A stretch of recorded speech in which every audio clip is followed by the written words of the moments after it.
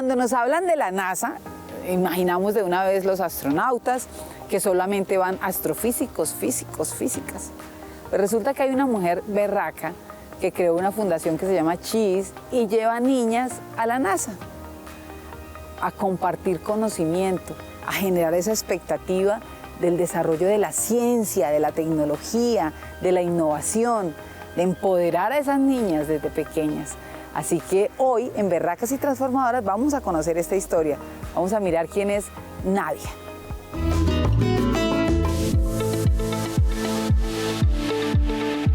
Bueno, yo me defino una luchadora de la vida, resiliente, muy terca, pero completamente apasionada por lo que hago, amo lo que hago y creo que la mejor decisión de vida que he tomado ha sido volver a mi país y que por supuesto que en medio de lágrimas, risas y todo lo que he vivido y adicional con unos retos de más que me ha puesto la salud, creo que lo que siempre pido y complementando de también que deseo, siempre pido es más vida, más días, más meses para seguir haciendo lo que estoy haciendo. Para hablar de la historia de cómo nace la fundación, siempre hablo de la historia de mi vida y de la historia de mis papás.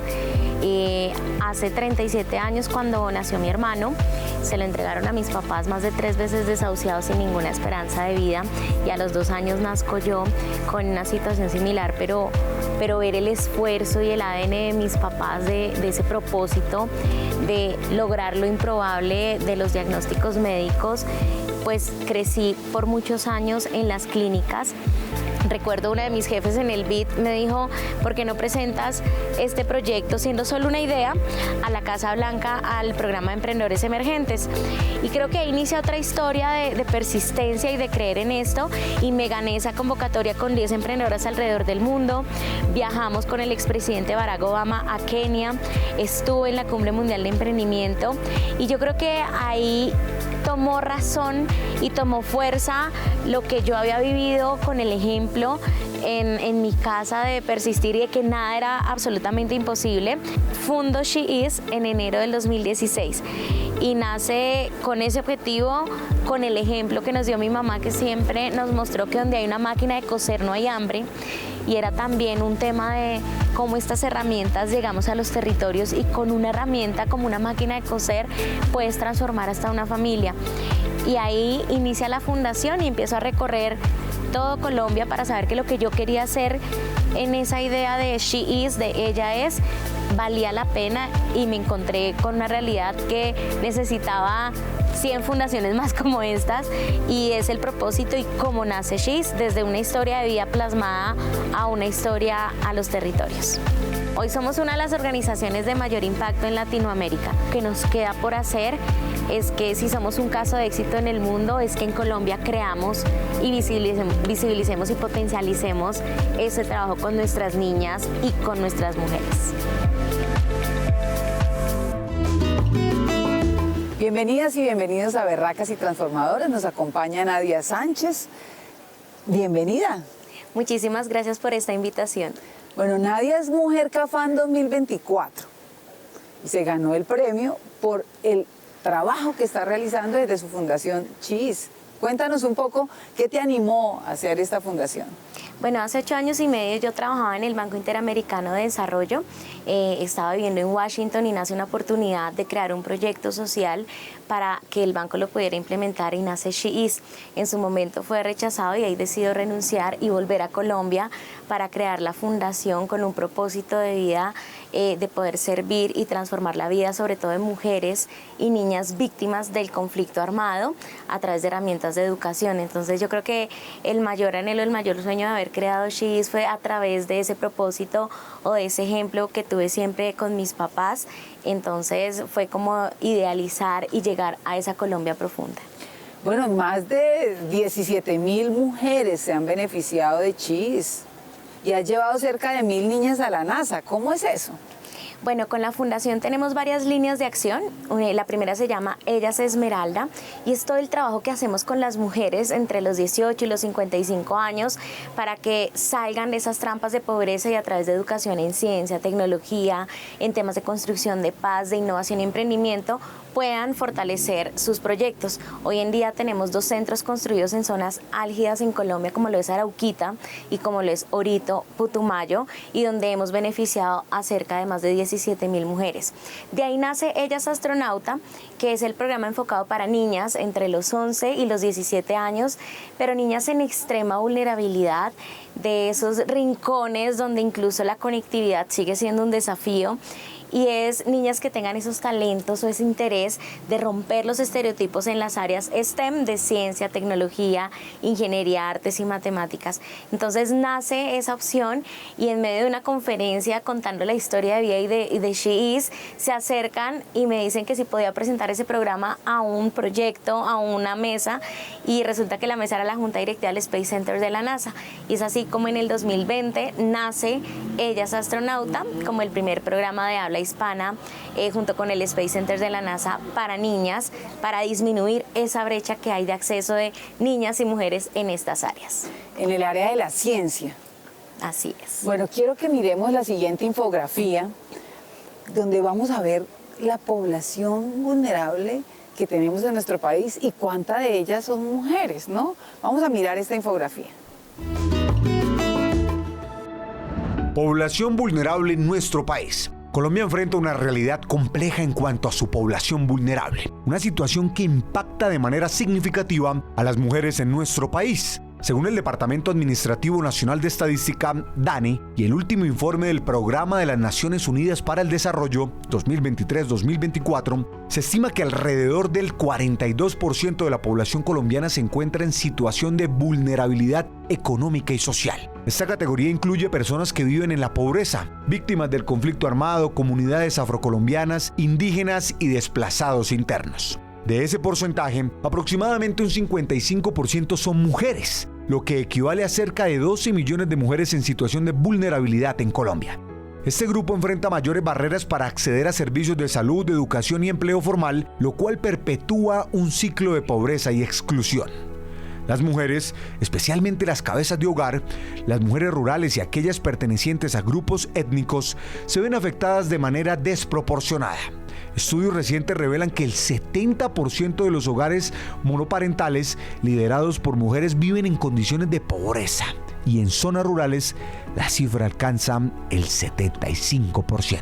Además, la pandemia de COVID-19 agravó esta situación, con un aumento significativo en la tasa de desempleo femenino, que se sitúa en el 16% según cifras del 2023, casi el doble de la tasa de desempleo masculino. La brecha de género en el acceso a oportunidades económicas sigue siendo un reto crítico para el país. Estas estadísticas no solo reflejan números, sino las historias de millones de mujeres que luchan diariamente por superar las barreras de la vulnerabilidad. Desde la Cámara de Representantes se trabajan iniciativas para mejorar la calidad de vida de estas mujeres, promoviendo políticas públicas que respondan a sus necesidades específicas. Bueno, Nadia, hay un enorme reto porque llegar a todas estas mujeres que todavía necesitamos darle, dicen, hay que dar la caña, pero no el pescado, ¿no? Así es. Eso es lo que hace Chis. Totalmente, yo creo que a través de un programa tan inspirador y específicamente de Ellas Astronauta, donde, como tú decías, cuando nombran la NASA es algo imposible, pero ahora imagínate niñas en extrema vulnerabilidad que no solo salen por primera vez de sus países, sino que acceden a becas de universidad en estas áreas históricamente masculinizadas. De inmediato rompemos círculos de pobreza no solo en sus familias, sino a los territorios donde llegamos. Con este programa hemos llegado a 31 departamentos de Colombia y de verdad ha sido el proceso de construcción de país y de región a través de estas niñas que se vuelven un ejemplo. Entonces el programa rompe brechas, pero también nosotros logramos que se rompan los estereotipos y fortalecemos la importancia en que estas áreas STEM se den desde las niñas, pero se den desde esas niñas que aún la mayoría de la población está en la ruralidad, en esa, lo que decía al inicio, en esa Colombia profunda. La Colombia profunda que a veces nos cuesta ver. Nosotros, como vivimos en las ciudades capitales y mucho se concentra en la ciudad capital, creemos que todo el mundo tiene acceso a educación, creemos que todo el mundo tiene acceso a salud, creemos que las dificultades que nos suceden en el transporte público son gravísimas y resulta que hay lugares donde ni siquiera hay forma de llegar de un lado a otro y hay que pasar un cable o un puente que se está cayendo, ¿no? Así es. Eso ha sido una aventura y quiero recordar cuando elegimos a la primera niña indígena del Amazonas, fueron 2 horas en chalupa para llegar. Hemos tenido el caso también de niñas desde el Magdalena Medio que caminan 2 horas y media para llegar a sus colegios y no irnos incluso tan lejos, pero la primera vez que llegábamos al Baupés, a esa selva en el Mitú, donde aún efectivamente el tema de un computador o el tema de la conectividad sigue siendo un reto. Entonces, que este programa llegue a los lugares donde realmente se necesita y se ejerce el cambio, hace que el impacto sea mayor, pero a través de la ciencia y la tecnología. Buenísimo, porque además hay mujeres, niñas, que se están beneficiando de 31 departamentos. Así es. Nosotros tenemos 32 departamentos, es decir, que le falta un solo departamento. ¿Cuál le falta? Nos falta Guainía. Guainía, ¿y por qué? Guainía es una población, bueno, en Guainía solo va 2 vuelos en la semana, ¿no? Incluso ese es otro reto, ¿no? Cuando llegamos hemos tenido que llegar en avionetas porque hay lugares, recuerdo cuando llegamos a la primavera nos llegaban vuelos comerciales y veíamos que aún hay una parte del país que está muy desconectada y eso influye, por ejemplo, en las convocatorias que de Guainía nunca se han postulado por más que lo intentemos, pero también nos da una reflexión importante y es cómo el país precisamente desde la selva, desde su Amazonía está realmente conectado a la información, ¿cierto? A las oportunidades centrales. Entonces llegar a esos lugares donde a veces es tan difícil acceso que hemos andado y quiero hablar incluso en Antioquia, cuando llegamos al Bagre y cuando llegamos a un colegio que eran solo estacas de madera y decíamos cómo llegamos hasta acá y encontramos estos talentos de mujeres donde fueron 7 horas viajando en moto, en chalupa y luego ya nos tocó caminar una gran trocha para anunciar a la niña. Y ahí es donde vemos ese cambio, pero también la importancia que estos programas transforman el territorio y una reflexión que lo decía al inicio es cómo entender que en esa Colombia profunda a veces las oportunidades están, pero el país está desconectado en muchas regiones. Entonces hay que fortalecer y yo creo que este programa y lo que hemos hecho con la Fundación ha llegado a esos rincones a transformar y a dar esa voz de aliento y de esperanza. Qué lindo. Vamos a preguntarle a la gente en la calle, ¿usted sabe qué es la Colombia profunda? ¿Qué departamentos conforman la Colombia profunda? Vamos a ver qué nos dice la gente. Pues la Colombia profunda me imagino que es todo lo que se viene conservando a través de los tiempos y esa Colombia hay que mantenerla y hay que cuidarla. La Colombia profunda es una Colombia para mi concepto desconocida, es muy superficial la gente, lo que sabe, lo que conoce de Colombia y hay muchas cosas que todavía desconocemos que debemos de cuidar, preservar y sacar adelante y mostrarle a los turistas. Para mí es como los departamentos que tiene Colombia totalmente olvidados, ¿no? Como pues ponemos de ejemplo el Cauca, la Guajira, que son departamentos que antes no tienen beneficios, especialmente la Guajira, ¿no? Que tiene falta de agua, ¿no? Y que son unos indígenas que valen mucho y no valoran sus artesanías. ¿Qué es la Colombia profunda? Esta es una de las realidades menos conocidas pero más significativas de nuestro país, la Colombia profunda. Un término que resuena con fuerza al referirse a esas regiones que, aunque geográficamente alejadas del centro del poder, representan la diversidad y los desafíos más complejos de nuestra nación. La Colombia profunda hace referencia a aquellas zonas del país que históricamente han sido marginadas y que enfrentan condiciones de pobreza, conflicto y falta de acceso a servicios básicos. Esta Colombia, que incluye regiones rurales y de difícil acceso, es el hogar de muchas comunidades indígenas, afrodescendientes y campesinas, donde la presencia del Estado ha sido tradicionalmente débil o inexistente. Los departamentos que conforman la Colombia profunda son principalmente aquellos ubicados en las periferias geográficas del país, como Amazonas, Vaupés, Guainía, Guaviare, Bichada, Caquetá, Putumayo, Chocó, La Guajira y Arauca. Estas regiones se caracterizan por su riqueza natural y cultural, pero también por enfrentar altos índices de necesidades básicas insatisfechas. Según datos del Departamento Administrativo Nacional de Estadística, DANE, de 2023, en estas zonas el 60% de la población vive en condiciones de pobreza y la mayoría carece de acceso adecuado a educación, salud y servicios públicos esenciales.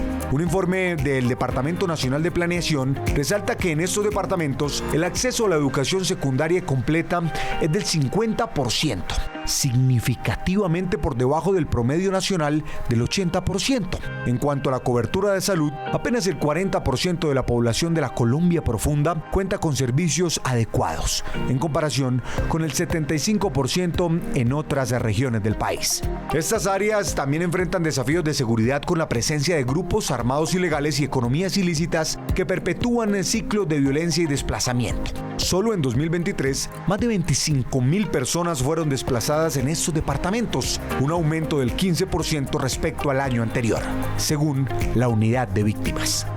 La Colombia profunda no es solo un concepto geográfico, sino una realidad que refleja la necesidad de políticas públicas más inclusivas y de un Estado que llegue hasta las últimas fronteras del país para cerrar estas brechas.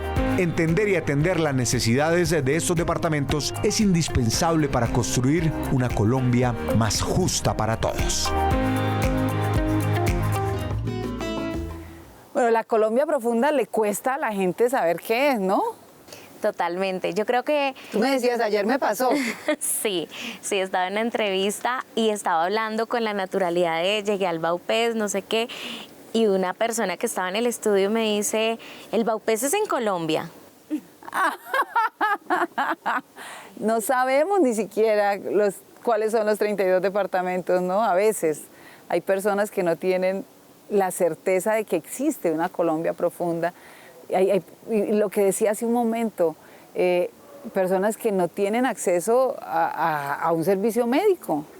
Totalmente, y eso lo hemos visto con la fundación, que hemos llegado a tantos territorios en el país y donde hemos atendido muchas situaciones, pero lo que más vemos es la importancia de visibilizar esas regiones, pero también la importancia de llegar con herramientas que sean eficientes para el progreso. Y quiero hablar hasta desde cómo un computador puede cambiar en un colegio, en una región, en una familia. Entonces, efectivamente, yo creo que cuando hablemos de la Colombia profunda se debe volver un ADN de los que estemos trabajando, y acá incluso desde el Congreso, de que cada rincón en Colombia pueda entender que su situación y su contexto es completamente diferente. Hablábamos incluso en el 2023, cuando salió la ley STEM, acá la ley 2314, que se enfoca en que más niñas, mujeres y adolescentes accedan a educación STEM. ¿Y cuál era la importancia de esa ley? Que esa ley sea con aplicabilidad y que esté de acuerdo al contexto de la niña rural, de la mujer rural, de la niña indígena, de la niña afro, o sea, de las minorías, pero también llegar a esos rincones. Entonces pienso que el trabajo es muy grande lo que se está haciendo, pero hoy son 711 niñas que hablan por esos 31 departamentos. Entonces vamos potencializando y fortaleciendo el acceso a información, pero sobre todo el acceso a oportunidades. De esas, imagínate, la niña que salió, y tengo el caso de Valeria, una de nuestras primeras tripulantes, como las llamamos, de San José del Guaviare, y cómo hoy está becada en Antioquia estudiando ingeniería aeroespacial. El caso de Mariana Ospina, desde acá de Soacha, cómo está becado y estudiando física y matemática pura. El caso incluso de dos niñas que llegaron a Bogotá en otra universidad, que son becadas en ciencia y en medicina. Entonces pienso que la importancia precisamente es abrir ese panorama, entender que esas carreras STEM, que históricamente han sido tan masculinizadas, es de romper estereotipos y mostrar a las niñas que menos oportunidades creen que pueden tener por donde están, por el contexto donde crecen, que estas niñas se vuelven roles a seguir. Y ahí es donde llegamos con la fundación a hacer un impacto real, y que hoy podamos decir que más de 700 niñas lo están haciendo y lo están construyendo en su región. Maravilloso. Lo que nos faltan son oportunidades, y lo que necesitamos es comprender que hay talentos en todas partes, en cada rincón de nuestro país hay niñas talentosas, hay niñas con habilidades que quieren salir adelante, que quieren estudiar, pero que les falta es una oportunidad. Por eso la importancia de CHIS y la importancia también de mostrar que la ciencia, la tecnología, la innovación también es para las mujeres. Hay que romper esos paradigmas, ¿no? Y que tenemos un espacio enorme para ocupar, no solamente para participar en actividades mecánicas, ¿no? Porque también hay muchas actividades, ¿cómo se diría?, de mantenimiento, en toda esta área aeroespacial, pero también ¿por qué no?, de ser astronauta, ¿no?, de graduarse como física, de astrofísica.